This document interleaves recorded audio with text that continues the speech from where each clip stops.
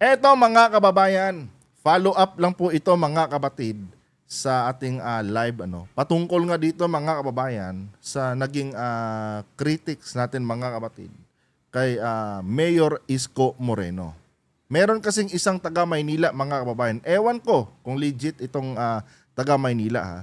Sabi niya dito mga kapatid, hindi ako sang-ayon dyan boss, no? Hindi ka taga Maynila kasi kaya ganyan ang pananaw mo kay Yorme. Sabi niya mga kapatid, hindi daw kasi ako taga Maynila, kaya daw nasasabi ko yung mga bagay na yon mga kababayan kay Mayor Isko. Na si Isko mismo ang nagpahamak sa mga taga Maynila, no? Noong inendorso niya itong si Mayor Hani Lacuna. Oh. Unang-una kapatid, no? Sino ba ang nag-endorso kay Lacuna? Sino ba ang nagpakilala sa inyo kay Mayor Hani Lacuna? Hindi ba si Isko Moreno? Oh. Sino ba ang humikayat sa inyo? Oh. Sinong nag-engganyo sa inyo na iboto si Lacuna? Hindi ba si Isko Moreno? Tama ako, mali? Oh. Kung hindi dahil kay Isko Moreno, iboboto nyo ba si Hani Lacuna? Oh. Yun ang dapat mong isipin bago mo ako kontrahin. 'Di ba? Dahil kay Isko Moreno, nanalo si Hani Lacuna. 'Di ba? Kaya nyo binoto si Hani Lacuna dahil naniniwala kayo na ipagpapatuloy ni Mayor Hani Lacuna itong mga magagandang nasimulan ni Mayor Isko Moreno. Hindi ba kapatid? Huwag na tayong magbulahan dito mga kababayan. Hindi ba dahil sa endorsement ni Isko Moreno, binoto nyo si Hani Lacuna? Dahil naniniwala kayo na itong inendorso ni Mayor, ito yung magpapatuloy sa kanyang mga magagandang nasimulan. Oh, sabihin mo akong mali. At kung sakali man, no? At kung sakali man, halimbawa itong si Lacuna, hindi ka partido ni Yorme, at tumakbo siya, no? Sa pagka-mayor noong 2022. At kinalaban niya yung ibang inendorso ni Yorme na mayor, no? Nahahalili sa kanyang posisyon bilang mayor dyan sa Maynila. No? Sino ba ang iboboto nyo? Si Lacuna o yung inendorso ni Yorme? Oh. Kapatid, mag-isip ka. No? Mag-isip ka. Hindi ko sinisiraan si Isko. Ang sinasabi ko dito ay katotohanan lamang. Dahil kay Isko Moreno, binoto nyo si Lacuna. Oh. Dahil naniniwala kayo na ito ngang si Mayor Hani Lacuna ay ipagpapatuloy itong mga magagandang nasimulan ni Mayor Isko Moreno. Tagahanga ako ni Isko dati. Napabilib nga niya ako nung malinis niya ang Divisoria. Dahil pag pumupunta ako dati ng Divisoria, mga kababayan, napakadugyot talaga ng Divisoria. Napakabaho pa. Oh. Dati, way back mga 2010, namamalengke ako diyan paggabi sa Divisoria, no? Namamalengke ako tapos dinadala ko sa Paranaque yung mga sinasakada namin diyan ng mga gulay dahil meron kaming palengke doon sa Paranaque, sa may Baliwan. Oh, diyan kami nagsasakada, diyan kami bumibili ng mga gulay na binibenta namin. Sisimula namin ng alas 7 yan. Alas 7, alas 8, mga ganon. No, nandyan na kami nag-aabang. Matatapos kami niyan mga alas 4 na madaling araw. Oh, sobrang dugyot ng Divisoria. No? Pati yung mga bodega dyan dati na pinagtataguan ng mga sibuyas na pagmamayari ng mga inchik, napasok namin yan dahil may mga suki kami dyan.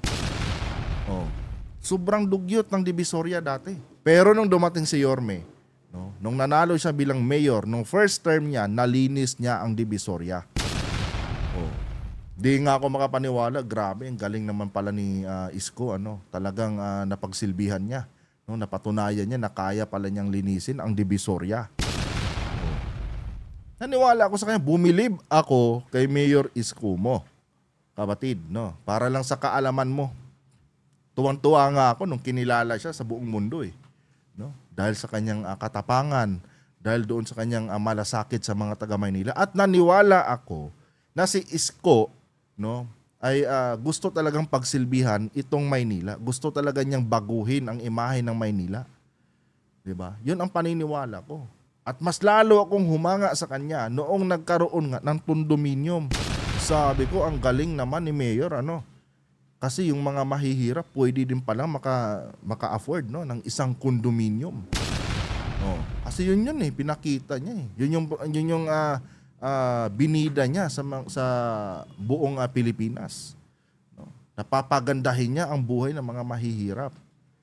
No doubt naman doon dahil naayos nga naman talaga niya ang Maynila. Pero kapatid, nagbago lang yung tingin ko kay Mayor Isko noong dumating ang 2022. Na kung saan, no, ang akala ko, uubusin niya yung 3 term niya, no, sa pagpapaganda sa lungsod ng Maynila. Pero hindi, mga kapatid. Noong nagkaroon siya ng chance, no, na tumakbo bilang presidente, tinalikuran niya kayo dyan sa Maynila. At inasa niya kayo, ibinilin niya kayo kay Mayor Hani Lacuna. Yan ang totoo, kababayan. No? Ipinagkatiwala ni Isko ang inyong mga tiwala sa kanya dito kay Lacuna. Kaya nanalo si Lacuna. O, kayo naman, binuto nyo si Hani Lacuna. Thinking, no, na gagawin nga niya, ipagpapatuloy nga niya yung mga magagandang nasimulan nitong ni Mayor Isko Moreno. Eh anong nangyari ngayon? 'Di ba? Anong nangyari ngayon? Oh, bankrupt. Oh, ayon kay Isko, bankrupt ang Bolt ng Maynila. Oh, tambak ang utang ng Maynila. Tambak pa ang basura ng Maynila. Eh kaninong kasalanan 'yan? Kung bakit nagkaganyan yung Maynila? Oh, sino ang dapat sisihin? 'Di ba? Kapatid, kung hindi inendorso ni Isko Moreno yung si Lacuna, hindi nyo naman talaga ibuboto si Lacuna. Kung ibang kandidato ang inendorso ni Isko bago siya tumakbong presidente, no, panigurado yun ang ibuboto nyo at hindi si Lacuna. Diba? Pero dahil si Isko, no, inendorso si Lacuna, nagtiwala kayo kay Isko, kaya binoto nyo si Lacuna. Hindi ko kailangan maging taga Maynila, no, para masabi ko yung mga bagay na ito. 'Di ba?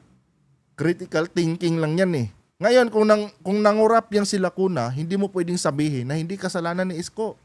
Dahil in the first place, no, hindi magkakaroon ng korupsyon sa Maynila kung hindi inendorso ni Isko yang si Lacuna. 'Di ba? Hindi magkakaganyan ang Maynila kung hindi dahil kay Isko.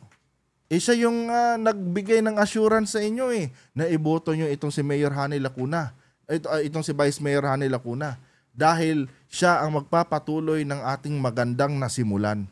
Natatandaan ko pa dati yan, mga kabatid. Naghahanap ako ng video eh, para sana ipakita sa'yo kung paano inendorso ni Isko yan si Lacuna. Kanya nga lang, ewan ko ba, ba't wala akong mahanap na mga video, no, patungkol dito sa pag-endorso ni Isko kay Hani Lacuna. Pero ako, no, nakita ko yan dati kung paano niya inendorso si Hani Lacuna. Oh. Yan ang isipin mo, kababayan. Hindi ko sinisiraan si Isko. No. Kinikriticize ko lang yung mali niyang ginawa. Yun. Hindi ko siya sinisiraan. 'Di ba? Critics lang to, mga kabatid, itong sinasabi natin dito.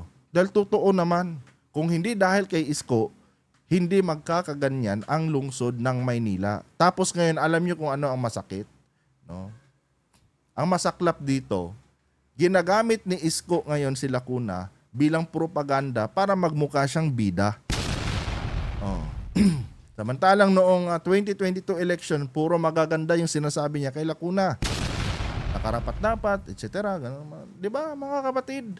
Tapos ngayon, no, para lang sa kanyang interes na makabalik sa lungsod ng Maynila, ginamit niya rin itong mga kapalpakan na ginawa ni Lacuna bilang propaganda para magmukha siya uling bida. Mali ako doon? Mali ako nung sabihin kung ginamit niya talaga si Lacuna O bakit? Sino ba ngayon ang pinapatamaan ni Isko sa kanyang mga sinasabi? Di ba si Lacuna? Si Lacuna na siya din, no, ang nag-endorso niya noong nakaraang halalan. Ganon lang yun, kababayan. Sana matauhan ka, no, sa sinasabi kong ito sa'yo. Hindi ko kinikriticize yung mayor mo. Hinangaan ko pa nga yan eh. Kanya nga lang, nagbago yung tingin ko sa kanya eh. 'Di ba? Kung totoo kasi na yung puso niya para sa mga taga Maynila, dapat tinapos niya muna, no? Yung 9 na taon na panunungkulan diyan dahil yung mayor 3 term niyan eh. At bawat term niya 3 taon. O sana tinapos niya muna yung yung 9 na taon. At kung sakaling nanalo si Isko, no? Kung sakaling nanalo si Isko bilang presidente, do you think magiging priority ni Isko ang Maynila? Di ba?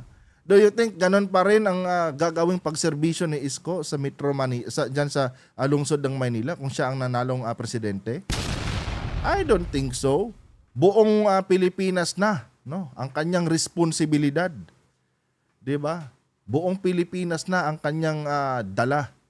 Kaya hindi rin matututukan ni Isko, no, yung lungsod ng Maynila kung sakali mang nakalusot siya bilang presidente. Hindi rin magiging ganon nung mayor pa siya, no, yung kanyang pagserbisyo na gagawin dyan sa Maynila. Dahil mas malawak na ngayon yung kanyang pagsiserbisyuhan, no, na mga lugar. Buong Pilipinas na, kapatid. Sana matauhan ka, kababayan. Hanggang dito na lang to, mga kapatid. Ano? Follow up lang to, mga kababayan, dahil medyo na-quote kasi yung attention ko sa comment nitong kababayan natin, mga kapatid. Anyway, hanggang dito lang to, mga kapatid. Adios.